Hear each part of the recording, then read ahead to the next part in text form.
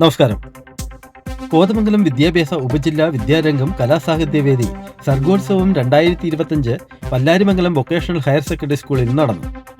Sub ജില്ലയിലെ 97 സ്കൂളുകളിൽ നിന്നുമായി 700 കുട്ടികൾ മാറ്റുരച്ച സർഗോത്സവത്തിന്റെ സമാപന സമ്മേളനം ആന്റണി ജോൺ MLA ഉദ്ഘാടനം ചെയ്തു.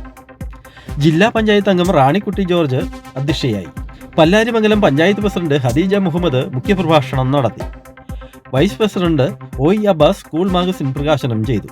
ഉപജില്ലാ വിദ്യാഭ്യാസ officer KB Sajeev, VPC TH Biniyath, HM പ്രതിനിധി നിയാസ് മൈദീൻ, ഹെഡ്മാസ്റ്റർ PN സജിമോൻ, പ്രിൻസിപ്പൽമാരായ P Usha, Sunitha Ramesh, high school HM, forum secretary sister Rini Maria, primary HM, forum secretary Vincent, Ali Altima, KH Makkar, Rajesh Prabhakar, MR Shailesh എന്നിവർ പ്രസംഗിച്ചു.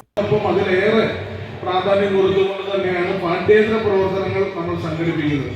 അപ്പം അതുകൊണ്ട് തന്നെയാണ് ഇത്തരം സർഗോത്സവങ്ങൾക്കെല്ലാം വലിയ ഒരു കുട്ടികളുടെ പങ്കാളിത്തം കൊണ്ട് ഇതെല്ലാം ശ്രദ്ധേയമാകുന്നത്. ഇന്നിപ്പോൾ കേരളത്തെ സംബന്ധിച്ച് നമ്മുടെ സ്കൂൾ കലോത്സവങ്ങൾ അല്ലെങ്കിൽ സ്കൂൾ മേളകൾ, ആ സ്കൂൾ കലോത്സവങ്ങളും സ്കൂൾ മേളകളും ഒക്കെയാണ് ഏഷ്യയിലെ തന്നെ ഏറ്റവും വലിയ കലോത്സവങ്ങളാണ്. ഇപ്പോൾ സംസ്ഥാന സ്കൂൾ കലോത്സവം ഏഷ്യയിലെ തന്നെ ഏറ്റവും വലിയ സ്കൂൾ കലോത്സവമാണ്. അത് കുട്ടികളുടെ പങ്കാളിത്തം കൊണ്ടാണെങ്കിലും അതിൻ്റെ സംഘാടന മികവ് കൊണ്ടാണെങ്കിലും ആ മത്സരങ്ങളിൽ പങ്കെടുക്കുന്ന കുട്ടികളുടെ പെർഫോമൻസ് ഒന്നിനൊന്ന് മെച്ചപ്പെട്ട പെർഫോമൻസാണ് ഓരോ കുട്ടികളും കാഴ്ചവെക്കുന്നത്.